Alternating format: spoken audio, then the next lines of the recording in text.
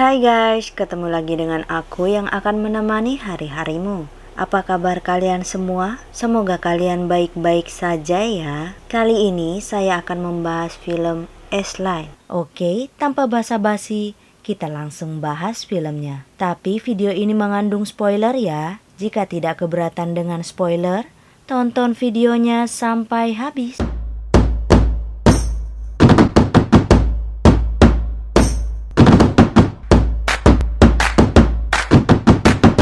Kadang yang paling menakutkan bukan setan, tapi rahasia yang disembunyikan orang biasa. Karena nggak semua yang terlihat itu nyata, dan nggak semua yang nyata bisa dijelaskan.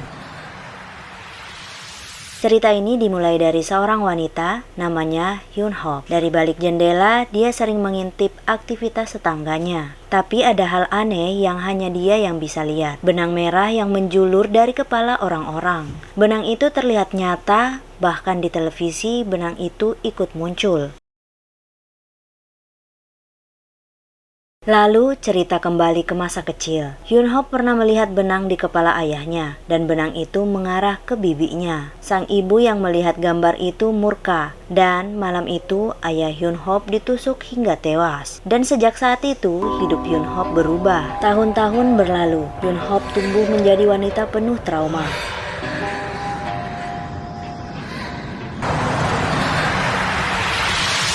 Ia berkali-kali mencoba bunuh diri, tapi tidak pernah mati. 어느 날 완벽하게 혼자가 되었다. Dan dari situ ia sadar ada sesuatu yang spesial dalam dirinya. Sementara itu cerita bergeser ke detektif Han, seorang pria dengan rahasia besar.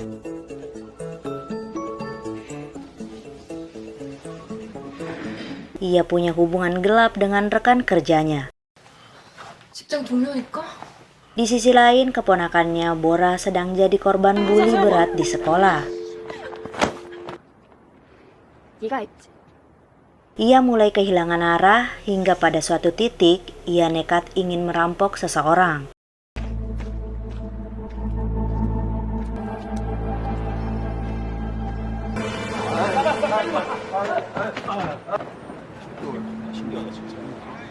Kembali ke Hyun-Hop. Ia sedang menonton TV dan melihat kurir misterius dengan benang merah hanya satu dan mencolok. 수백 개 S라인을 가진 사람도 있긴. Tak lama kurir itu muncul di rumah tetangga depan. Karena curiga, Hyun-Hop langsung menelpon polisi. 맞은편 집에 헬메스 남자가.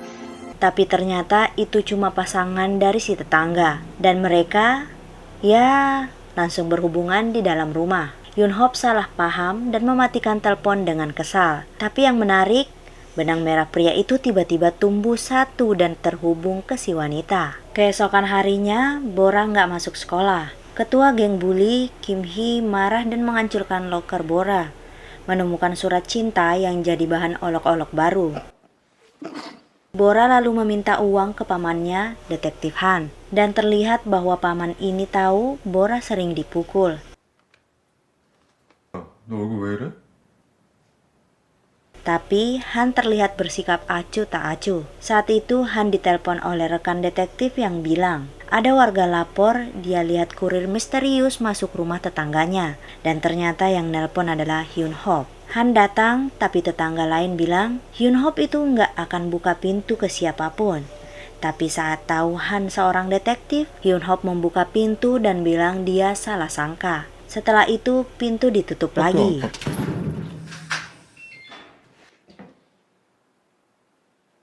Lalu muncullah kurir makanan misterius yang menatap rumah Hyun-Hop dari kejauhan.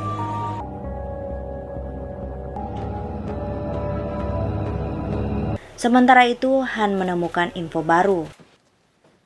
시체는 깨끗하고. Korban wanita yang meninggal misterius ternyata sering ke gym bareng pria bernama Jongmin. Dan ternyata Jongmin itu tetangga atas Hyun-Hop yang bilang dia gadis tertutup. 치워주는 사람들도 있다니까요. Han pun menjenguk ayahnya di rumah sakit. Ternyata si ayah berniat bunuh diri dari balkon. Han hanya bisa diam. Berat rasanya. Tapi untungnya petugas datang menyelamatkan. Rekan Han kemudian mendatangi rumah Jongmin, tapi rumahnya penuh tali merah dan tembok merah.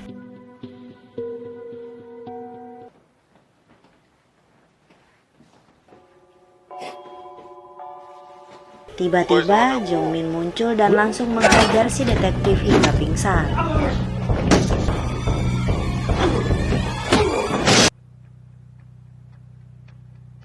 Jongmin lalu turun ke rumah tetangga depan Hyun-hop. Hyun-hop yang melihatnya nekat keluar. Walau sempat jatuh bangun, dia sadar benang di kepala Jongmin terhubung ke wanita depan rumah. Ternyata wanita itu selingkuh dengan pria sebelumnya. Saat Jongmin hendak membunuh wanita itu, Hyun-hop muncul membawa pisau, tapi tangannya gemetar dan Jongmin lebih dulu menusuknya. Di saat kritis, detektif Han muncul dan menembak Jongmin dari kejauhan. Saat sekarat, Jongmin melihat benang-benang merah mulai memudar. Dan kita tahu, ternyata dia juga melihat S-Line seperti Hyun-hop. Setelah kejadian itu, Hyun-hop selamat, karena tubuhnya memang cepat pulih. Dia menemukan bahwa kacamata Jongmin adalah kunci untuk melihat benang merah.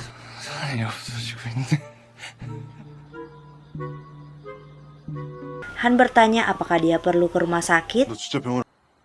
누구예요? Dan tiba-tiba Bora datang. Ternyata mereka adalah teman SMP. Di rumah, Bora cerita ke Han kalau waktu kecil Hyun-hop melihat ibunya membunuh ayahnya lalu kabur tanpa jejak. 말하면 뭐가 달라져? Dan kini Hyun-hop mulai merenungi satu hal. Kalau aku bisa melihat benang hidup dan mati, apakah aku juga bisa menyelamatkan orang lain? Tiba-tiba ada pesan masuk ke ponselnya. Aku juga bisa melihat dunia yang bisa kau lihat. Dan di sini cerita baru akan dimulai.